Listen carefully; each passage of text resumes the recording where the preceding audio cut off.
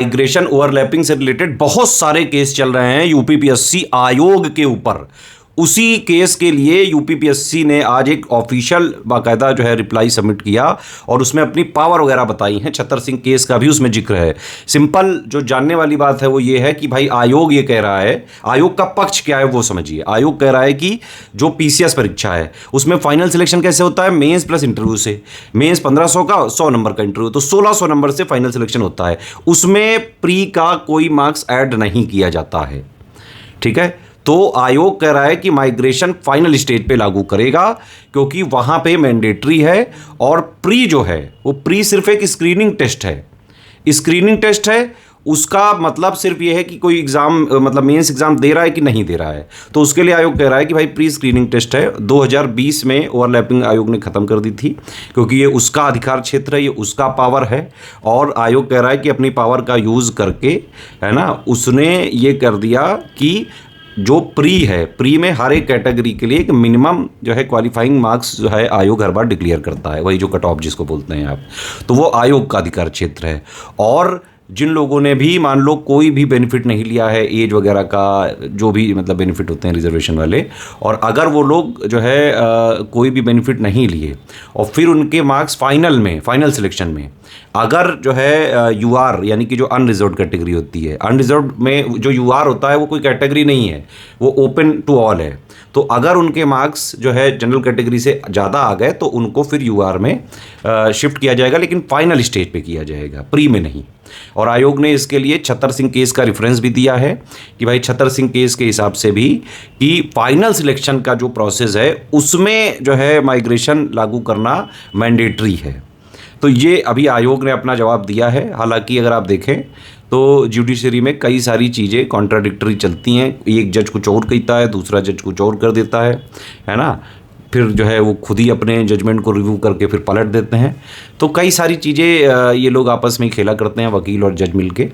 अगर स्टूडेंट के point of view से बात करी जाए तो ओबीसी एससी एसटी का ये तर्क है कि प्री में माइग्रेशन लागू करे आयोग, क्योंकि आयोग कहता है कि यूपीपीएससी आयोग यूपीएससी आयोग को फॉलो करता है और यूपीएससी आयोग प्री में माइग्रेशन लागू करता है। अगर यूपीएससी नहीं करता होता तो टीना डाबी कभी प्री भी ना निकाल पाती।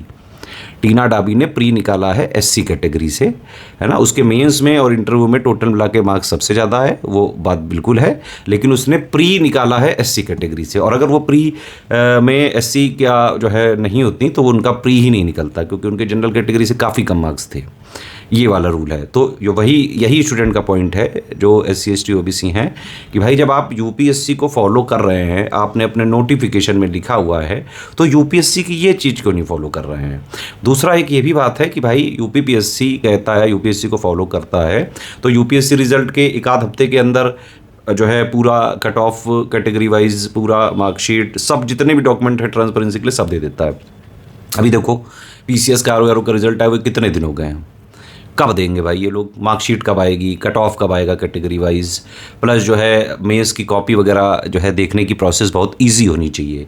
एक वो वाला अभी जो थ्योरी चल रही है यूपी पीसीएस में 0001 वालों का ज़्यादा सिलेक्शन हो गया है, उसमें कह रहे हैं कि भाई उनकी प्रोबेबिलिटी जो है ज़्यादा हुई है और बाद वालों का कम हुआ है। कह रहे हैं कि भाई शुरू की जो 60% कॉपी 40% कॉपी 6 महीने में चेक की गई, बाद वाली 60% सिर्फ 40 दिन में करी गई। इस बात में कोई वैसा जो है लॉजिकल या ऑफिशियल तथ्य तो नहीं मिला है, लेकिन इस पर आयोग को एक बार संज्ञान लेना चाहिए। और अगर कोई ऐसी बात हुई है, भाई कॉपी आप दिखा दीजिए ना, सारी चीज़ें सब सही तरीके से करी गई हैं, ट्रांसपेरेंसी मेंटेन करी गई है, कॉपी आप दे दो सबको, सारे स्टूडेंट देख लेंगे, जिनका नहीं हुआ है वो भी देख लेंगे भाई उनमें क्या कमी रह गई है, उसको वो चीज़ों को उस पर जो है लगातार वर्क करके उसको सुधार के सिलेक्शन ले सकते हैं। एटलीस्ट एक स्टूडेंट की खुद की एनालिसिस के लिए भी उसके पास उसकी कॉपी होनी चाहिए कि नंबर कटा तो कहाँ कटा, क्यों कटा नंबर। ये चीज़ें आयोग को ट्रांसपेरेंसी जब कहता है कि मेंटेन करता है तो ये करने में क्या दिक्कत है। बाकी यूपीपीएससी आयोग को बीपीएससी आयोग से थोड़ा सीखना चाहिए, है ना। बीपीएससी आयोग देखिए कितनी बढ़िया तरीके से ट्रांसपेरेंसी मेंटेन करता है, प्री के बाद मार्कशीट दे देता है, कट ऑफ दे देता है कैटेगरी वाइज, है ना। ऑब्जेक्शन वगैरह के लिए कोई करो तो वो भी जो है वो बता देता है कि भाई ये चीज़ें चेंज हो गई हैं, मेंस की कॉपी दिखा देता है हर बार वैकेंसी देखो कितनी भयानक वैकेंसी, 1230 वैकेंसी निकाली 72 बीपीएससी में। अभी ये देखो 2026 की प्री की डेट निकाल दी है आयोग ने, अभी तक नोटिफिकेशन नहीं दिए पा रहे हैं, और देंगे भी तो 200-250 पोस्ट पे ही देते हैं, ये बाद में भले बढ़ जाएं, लेकिन वो बीपीएससी के कंपैरिजन में काफ़ी कम है भाई। बीपीएससी का अगर रेशियो के हिसाब से यूपी पीसीएस की तो एटलीस्ट डबल से ज़्यादा होनी चाहिए वैकेंसी, एटलीस्ट 2-2,500 वैकेंसी हर साल आनी चाहिए।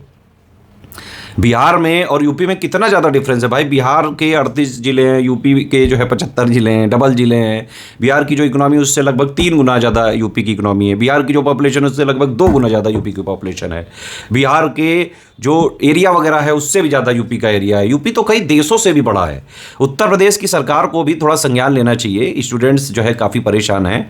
लोअर पीसीएस की एक वैकेंसी निकाली, 7 साल बाद निकाली, बताओ, वो भी पीटी से निकाल दी, है ना। लोअर पीसीएस के लिए कितने सारे स्टूडेंट कितने दिन से जो है बेचारे लगातार डिमांड कर रहे हैं। कई बार उन्होंने पीईटी भरा, तब आई नहीं वैकेंसी, अब आपने निकाल दी। अरे उसको ओपन वैकेंसी करना चाहिए था, है ना। तो ये वाली चीज़ें जो है आयोग को, सरकार को देखनी चाहिए। 2027 में इलेक्शन भी हैं, सरकार अगर वैकेंसी निकालेगी तो उनको भी फ़ायदा होगा। थोड़ा तो आयोग भी देखे भाई कि जब आपके समकालीन बिहार का आयोग इतना बेटर तरीके से काम कर सकता है, ट्रांसपेरेंसी मेंटेन रख सकता है, आप क्यों नहीं कर सकते हो। आपकी जीडीपी भी ज़्यादा है, फंडिंग भी आपके पास ज़्यादा है। आयोग के पास जो है स्टूडेंट से लड़ने के लिए बहुत पैसा है। आज तक कोई भी केस में कोई भी स्टूडेंट कभी भी आयोग से नहीं जीत पाया। ये अभी तक का पिछले 10 साल से मैं देख रहा हूँ। कोर्ट में लेके थोड़े दिन के लिए भर्ती फंसाई जा सकती है, डिले किया जा सकता है, लेकिन आयोग से जीता नहीं जा सकता है। आयोग करोड़ों रुपए की फंडिंग जो है, जो भी सरकार वगैरह मतलब खर्चा करने के लिए देती है, वो सारा जो है ये लोग कोर्ट में खर्चा करने के लिए तैयार रहते हैं। सिस्टम सुधारने के लिए तैयार नहीं है। एक कैलेंडर जो आए उसको फॉलो किया जाए, ट्रांसपेरेंसी मेंटेन किया जाए। जब रिजल्ट के दिन बोला है कि भाई दे देंगे, अभी कुछ दिन में आरटीआई ना करें तो दे क्यों नहीं रहो भाई, कब दोगे आप। मॉडिफाइड आंसर की आप जारी करो, है ना, कट ऑफ कैटेगरी वाइज जारी करो, लोगों की कॉपी वगैरह दिखा दो। ये बिल्कुल बेसिक बेयर मिनिमम है। ये इतना तो आयोग को खुद करना चाहिए। आप खुद सोचिए, जो लोग आयोग में गए हुए हैं वो भी कभी स्टूडेंट थे। वही बात है कि सिस्टम में जाने के बाद वो पैसे का मोह, वो पावर का जो है वो घमंड इतना ज़्यादा क्यों हो जाता है कि आप उन्हीं लोग को सताने लगते हो जहाँ से आप खुद निकल के आए हो।